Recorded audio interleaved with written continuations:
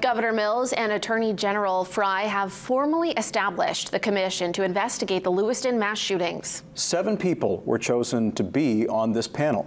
The Honorable Daniel Wathan is the commission chair. He is a former Chief Justice of the Maine Supreme Court. Dr. Deborah Bader is a former chief forensic psychologist for the state.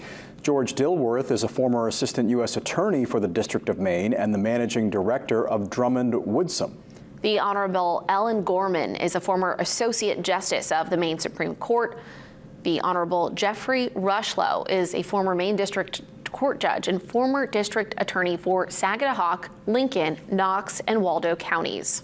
Dr. Anthony Ng is a board-certified psychiatrist and medical director of community services for Northern Light Acadia Hospital. And Paula Silsby is a former U.S. attorney for the District of Maine. The commission is being funded by the Attorney General's office and will have access to any resources they need to make their ruling. The governor and Attorney General urged the commission to conduct its work in public to the greatest extent possible.